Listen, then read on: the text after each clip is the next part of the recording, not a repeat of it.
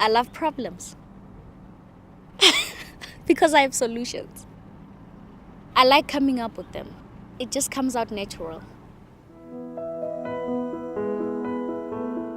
It started when I was little, really.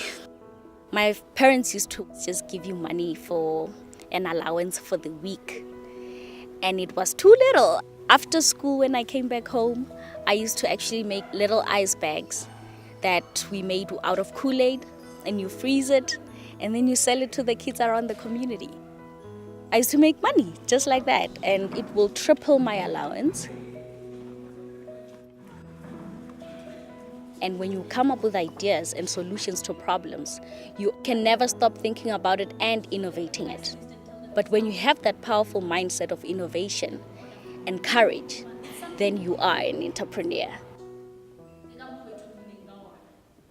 I've always wanted to study business. I felt I found my passion and I felt purpose aligned. When I was in the US, my most interesting classes, my marketing, my entrepreneurship class, and my small business management class, because that's where I thrive. One thing I learned was, the kind of practical, projects that they used to give us. The business chamber requested that the marketing class come up with a project whereby we'll be able to bring back life back to Edmonds in terms of businesses. What I've learned through the Edmonds Community College program is that communities need to find a way to build an economy around their own resources. In rural areas in South Africa, there's a serious lack of jobs. And I've seen a whole lot of people suffer and struggle because they don't have employment. And I just had to be innovative as an entrepreneur. Think about a different way of doing things that can actually earn people an income. I actually do business consulting for small businesses. When I started seeing, okay, I'm good at this, So I thought to myself, I have a passion for people. I have a passion for development. I have a passion for the environment. How about I basically now help people, because I work in the rural areas in most cases through my social development work. Another problem in the rural areas is that there is lack of sanitation services. When it comes to plastic, it just burns and it sticks there. So having realized that problem, and I came up with an idea, having also researched about micro-franchising as a form of business that can basically eradicate poverty without having too much dependency. So that's when Triple Shine was born, and it was also during the time when I had just had my triplets, hence the name Triple Shine.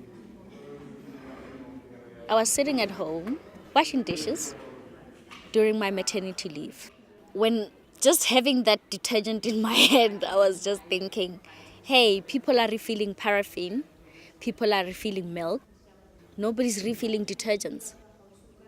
That's when I started my research, picked up my phone first thing, started Googling about, refilling of detergents. Where is it done? How is it done? Who's doing it? Who's not doing it? And I didn't find anything in South Africa.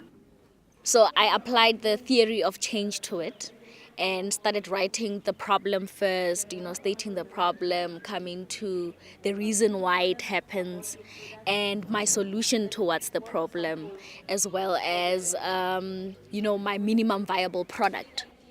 How am I going to measure my impact? And that's what happened with Triple Shine. That's what I did. So what it is, it's a 10-key business that I give to rural women. Some buy into it, some I had to give them because they didn't have the capital.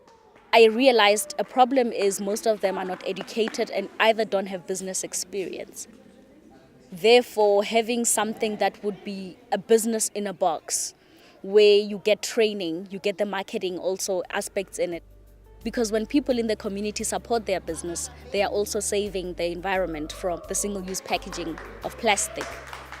So they can actually recycle and reuse their detergent bottles instead of throwing them away, because disposing them by burning them isn't helping. Detergents is a product that they would buy anyway because they need that every month in their homes. My future plan is to basically start a plant in rural areas in Limpopo. I'm going to basically start production of my detergents, and the money stays in the community.